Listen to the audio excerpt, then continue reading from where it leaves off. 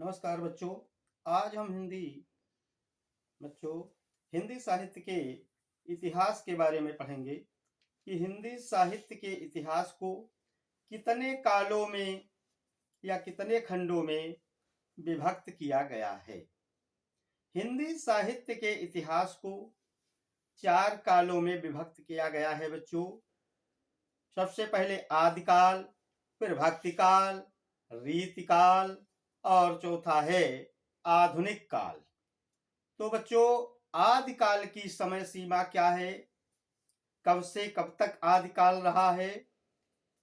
आदिकाल 743 से 1343 ईस्वी तक चला और फिर इसके बाद भक्तिकाल 1343 से 1643 तक चला और फिर रीतिकाल 1643 ईस्वी से 1843 ईस्वी तक रहा और 1843 से वर्तमान तक का जो समय चल रहा है ये आधुनिक काल है। अब बच्चों, आधुनिक काल को कितने युगों में विभक्त किया गया है? आधुनिक काल को 6 खंडों में विभक्त किया गया है।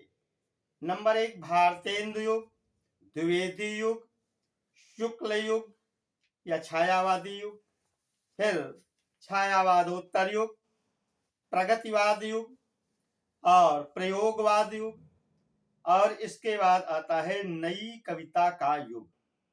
तो सबसे पहले भारतेंदु युग। भारतेंदु युग का समय कब से कब तक रहा?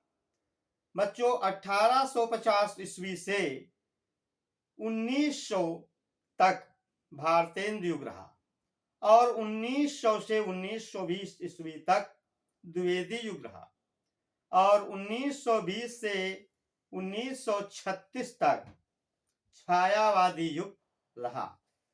1936 से 1943 तक प्रगतिवाद युग रहा और फिर 1943 से 1953 ईस्वी तक प्रयोगवाद युग का समय रहा और फिर 1953 से वर्तमान का समय नई कविता का समय है। बच्चों, इस युगों के बारे में इतना ही बताएंगे और इसके आगे अब हम जीवन परिचय के बारे में पढ़ेंगे। तो सबसे पहले कबीरदास जी के जन्म के संबंध में हम पढ़ेंगे। कबीरदास जी का जन्म कब हुआ? तो बच्चों, कबीरदास जी का जन्म 1398 ईस्वी को हुआ और इनके माता पिता कौन कहलाए? कबीरदास जी का जन्म एक विधवा ब्राह्मणी के गर्भ से हुआ जिसने लोक लज्जा के भय से इनको त्याग दिया। तो नीरू और नीमा नामक जुलाहे ने इनको लहर तारे नामक तालाब के किनारे पड़ा हुआ पाया।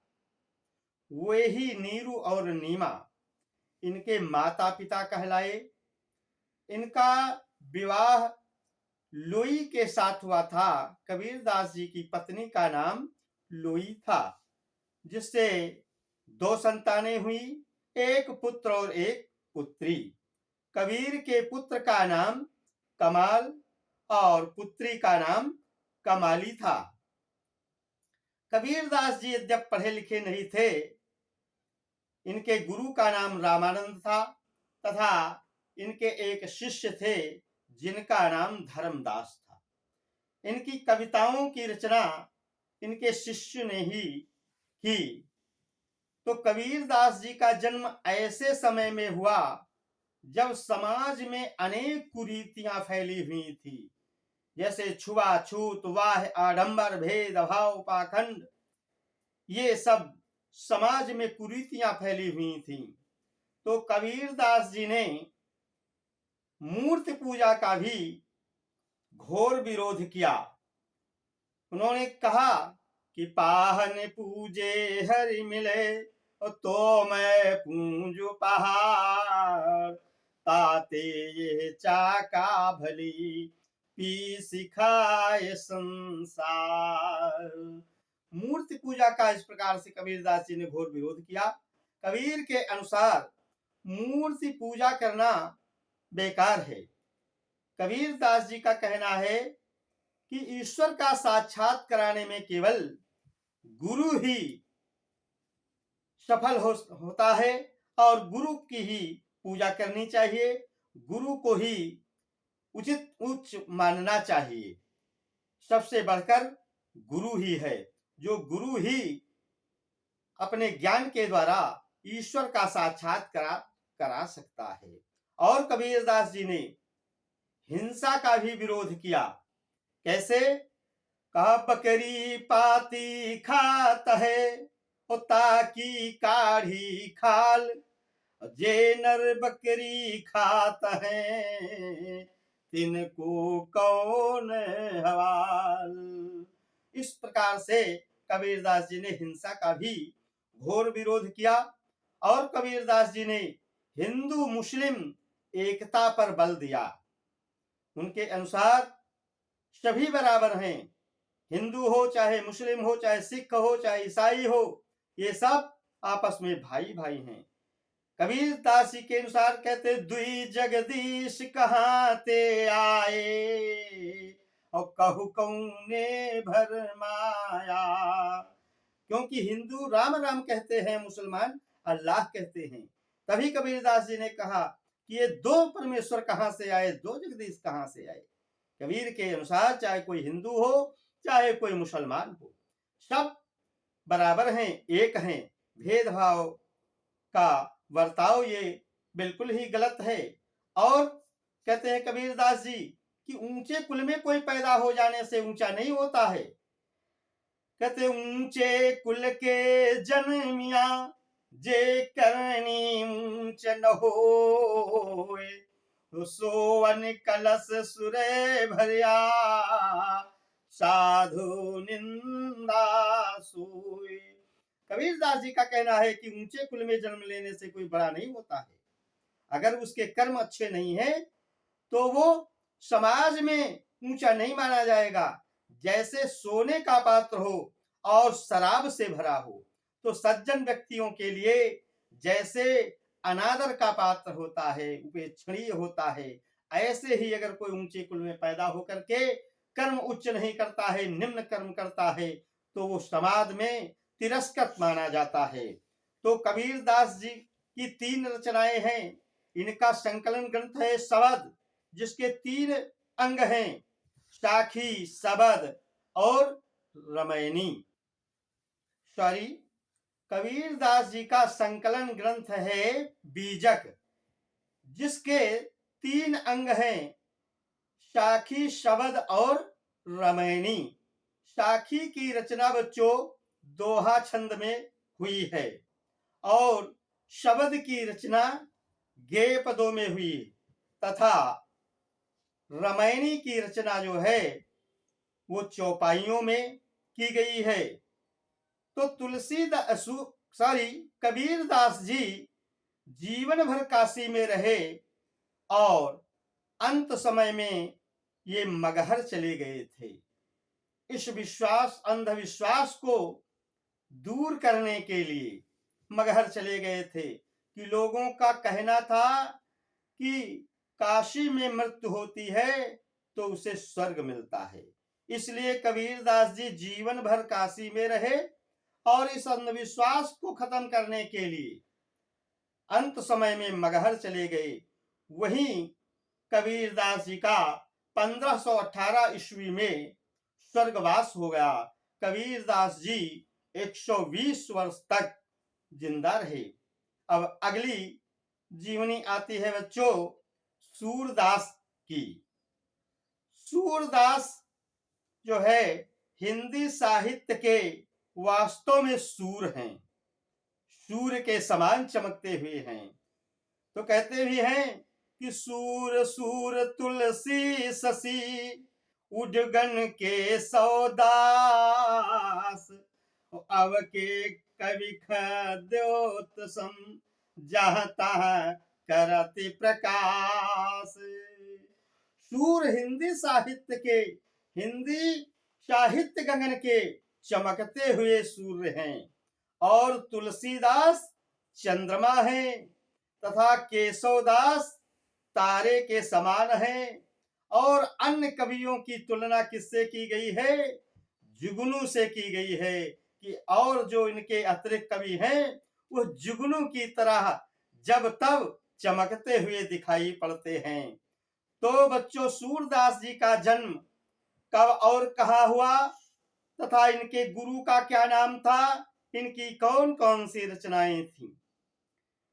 तो कहा जाता है कि था निवास स्थान रुनकता, था निवास स्थान रुनकता, सागर सूर बनाया, गुरु बल्लभाचार्य कृपा से कृष्ण भक्त रस पाया, गे पदों की ही शैली में रस माधुर्य बहाया, 1500 सन 8-3 में कभी स्वर्ग लोक सिधाया। तो बच्चों, सूरदास जी का जन्म आगरा से मथुरा जाने वाली सड़क के किनारे रुनकता नामक गांव में सन 1478 ईस्वी को हुआ था और इनके गुरु का नाम बल्लभाचार्य जी। सूरदास जी की 3 रचनाएं हैं, सूर सागर, सूर सारावली और साहित्य लहरी। सूर सागर का वर्ण विषय का आधार श्रीमद् भागवत है, जिसमें 1.25 लाख पदों की रचना हुई, जिसमें अभी तक 10,000 पद ही उपलब्ध हो पाए हैं। तो कबीरदास जी ने ब्रजभाषा में सूरदास जी ने ब्रजभाषा में रचनाएं की है। तो सूरदास जी की मृत्यु 1583 ईस्वी में हुई है। तो सूरदास जी को श्रृंगार और वात्सल्य रस का सम्राट कहा गया है। बच्चों, अगली जीवनी आती है तुलसीदास जी की। तुलसीदास जी का जन्म बांदा जिले के राजापुर नामक गांव में 1532 ईस्वी में माना गया है तथा तुलसीदास जी की मृत्यु 1623 ईस्वी में हुई। तो तुलसीदास जी की 12 रचनाएं हैं, जैसे रामचरितमानस, विनय पत्रिका, कवितावली, गीतावली, बरमय रामायण, रामलला नहछु, वैराग्य संदीपनी, कृष्ण गीतावली, रामाज्ञा प्रश्न, हनुमान बाहुक, इस प्रकार से दोहावली, इस प्रकार से तुलसीदास जी की 12 रचनाएं हैं। इनका सबसे प्रमुख ग्रंथ कौन सा है बच्चों? रामचरितमानस सबसे प्रमुख और प्रसिद्ध ग्रंथ है। तो तुलसीदास जी को अपनी पत्नी से अधिक प्रेम था। तुलसीदास जी के पिता का नाम आत्माराम दुबे और माता का नाम था हुलसी और रामचरितमानस कवि तुलसी। तो इनकी पत्नी का नाम रत्नावली था। इनको अपनी पत्नी से बड़ा लगाव था। एक बार यह रात को ही ससुराल पत्नी से मिलने के लिए चले गए, तो वहां पत्नी ने इनको ऐसी तीखी बातें कह दी जिससे इनके अंदर वैराग्य की भावना पैदा हो गई। उसने कहा कि आस्थि चर्म समुदेह मम तामे ऐसी प्रीति जो होवे श्री राम मह तो पावै भवभीति। तभी से तुलसीदास जी के अंदर वैराग्य की भावना पैदा हो गई और फिर घर बार छोड़ करके ये काशी चले गए। वहां इन्होंने नरिहर दास से दीक्षा ग्रहण की और अंत में तुलसीदास जी की मृत्यु 1583 ईस्वी में हो गई। बच्चों, आज इतना ही पढ़ेंगे, फिर अगले दिन बताएंगे। और आप सभी लोग हमारे आधुनिक हिंदी ज्ञान सागर चैनल को सब्सक्राइब करें, लाइक करें और अपने मित्रों को भी इससे जोड़ने का प्रयास करें। धन्यवाद।